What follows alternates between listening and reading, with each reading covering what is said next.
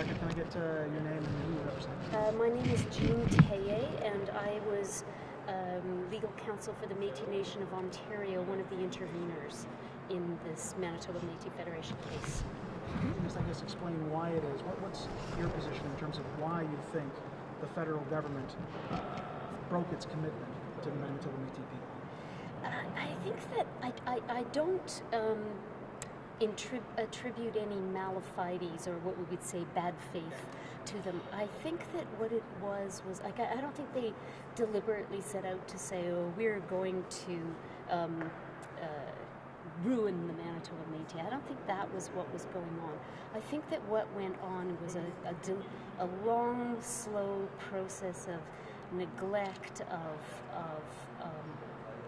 not paying attention, and then undervaluing the importance of what this commitment was. So if you make a big commitment like that and then you just sort of slough it off afterwards as, well, it's just this, it doesn't mean that, we can do this later, you give it less and less priority, you don't give it the value that it's due, and so then it becomes a small little bureaucratic item that can be administered to death, and it becomes, what happened here was death by 1,000 cuts.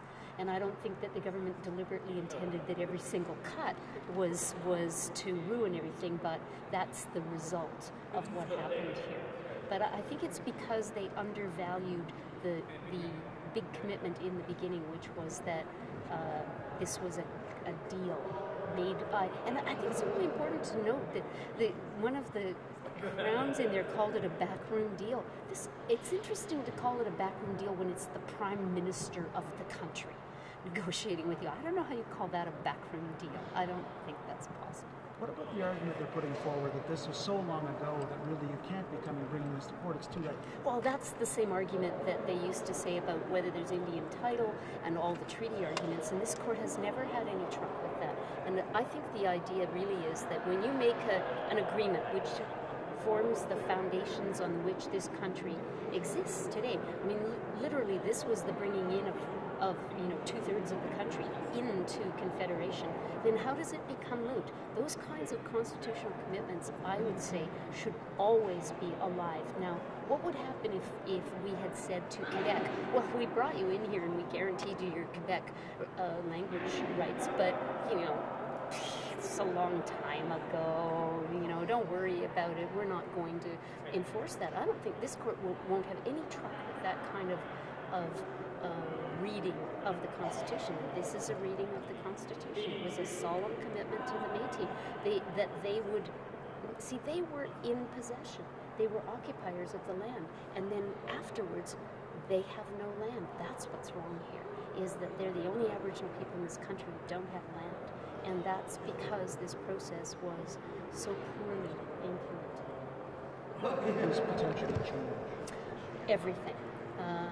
What I think the idea is that once this, hopefully we get a good judgment from the court that says that there are outstanding obligations, then what should happen here, I'm not saying this is what will happen, but what should happen is Canada, Manitoba, and the Métis should sit down and try and work out, okay, what kind of process are we going to create to try and now deal with Métis land issues? This is what happened in 1973 when this judgment in Calder came down, that there was Indian title, because before that was a debatable concept in law. The Supreme Court of Canada said, well, Indian title exists. Canada went out and created the comprehensive claims process, as a result of which they've negotiated claims all through Canada, and now in the BC process, they've been busily trying to deal with all those long outstanding business, not businesses, but their outstanding and unfinished business. And we would hope the same thing would happen here, that the Métis would be able to sit down, get involved in processes that would start to determine the Métis title issues that may still be outstanding here. So that's what we're looking for. We're not looking for the court to come down and say what that process will be or how it will be implemented or anything like that. Just to say that it needs to be done. That's all we need.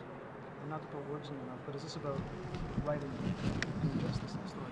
I think it's very much about putting us back on the track where we can correct the failure to give justice to the Métis.